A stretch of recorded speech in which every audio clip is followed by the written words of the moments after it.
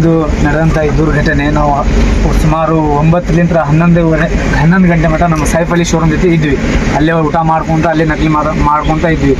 ಅದ ನಂತರ 11ವರೆಗೆ ನಾವು ಚಾಯ್ ಕುಡಿಯೋಕಂತ ನಮ್ಮ ಫ್ರೆಂಡ್ಸ್ ಎಲ್ಲ ಕೂಡಿ ದರ್ಗಾ ಹತ್ರ ಹೋದ್ವಿ. ಚಾ ಕುಡಿಯೋದು ಇಮಿಡಿಯೇಟ್ಲಿ ಜುನೇದ್ ಅವ್ರು ಫೋನ್ ಮಾಡಿದ್ರು ನಮ್ಗೆ. ನಮ್ಮ ಜುನೇದ್ ಪುಣೇಕರ್ ಇಲ್ಲ ನಿನ್ನ ಗ್ಯಾರೇಜಿಗೆ ಬೆಂಕಿ ಹತ್ತೈತೆ ಅಂತ.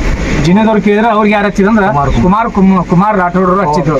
ಇಲ್ಲ ಪವರ್ ರಾಠೋಡ್ರು ಹಚ್ಚಿದ್ದು. ಇಲ್ಲ ಸುಡಾಗೊಂಡಿದ್ದೆ ಇಮಿಡಿಯೇಟ್ಲಿ ಇಮಿಡಿಯೇಟ್ಲಿ ನಾವು ಬಂದು ನಮ್ಮ ಫ್ರೆಂಡ್ಸ್ ಎಲ್ಲ ಕೂಡಿ ಅಗ್ನಿಶಾಮಕರಿಗೆ ಕಾಲ್ ಮಾಡಿ ಕರೆಸಿದ್ವಿ. ಇದು ಎಲ್ಲ ಸುಡಾಗೆ ಕಾರಣ ಮೇನ್ ಉದ್ದೇಶ ಬೇರೆ ಏನೂ ಇಲ್ಲ, ಒಂದೇ ಪರಶುರಾಮ್ ಬಿಸಿಲ್ದಿನ್ನಿ. ಅವನು ಉದ್ದೇಶಪೂರ್ವಕವಾಗಿ ಇಂದು ವಿಡಿಯೋ ಮಾಡಿ ನನಗೆ ಧಮಕಿ ಹಾಕಿ ಅದು ಧಮಕಿ ಮುಖಾಂತರ ಈ ನನ್ನ ಅಂಗಡಿ ಸುಟ್ಟುವಂಥ A to Z ಕಾರ್ಯ ಪರಶುರಾಮ್ ಬಿಸಿಲ್ದಿನ್ನಿ ಅವರದೇ ಇದು. ನಾ ಖಚಿತವಾಗಿ ಖಾತ್ರಿಯಾಗಿ ಹೇಳ್ತೇನೆ, ಅವನು ಹಾಗೂ ಅವ್ರ ಸಂಗಡಿಗರು ಮಾಡಿರ್ಬೋದು.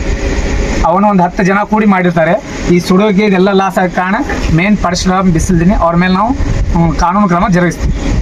ಎಷ್ಟು ನಷ್ಟ ಆಗೈತೆ ನಿಮ್ದು ಟೋಟಲ್? ಮಿನಿಮಮ್ ನಮ್ಮ ಇಟಾಚಿ ಸಾಮಾನು 1,80,000 ಸಾಮಾನು, ನಮ್ಮ ಟೈರ್ದು 1,10,000, ಟೋಟಲ್ 3,11,000 ರೂಪಾಯಿ ನಮ್ದು ಕ್ಯಾಲ್ಕುಲೇಷನ್ ಮಾಡಿದರೆ ಒಂದು 3,10,000 ಮಟ್ಟ ನಮ್ದು ಅಮೌಂಟ್ ಆಗುತ್ತೆ. ಇಲ್ಲಿ 5 ವರ್ಷದಿಂದ ನಾನು ಕೆಲಸ ಮಾಡ್ತೀನಿ, ಯಾವ ಥರ ಆ ಥರ ಆಗೇ ಇಲ್ಲ ದುರ್ಘಟನೆ. ಇವತ್ತು ಯಾಕೆ ಆಗೈತೆ ಅಂತ ಹೇಳಿದರೆ ಕರೆಂಟ್ನೂ ಇಲ್ಲ, ಇಲ್ಲ ಶಾರ್ಟ್ ಸರ್ಕ್ಯೂಟ್ ಆಗಿ ಕರೆಂಟ್ನೂ ಇಲ್ಲ.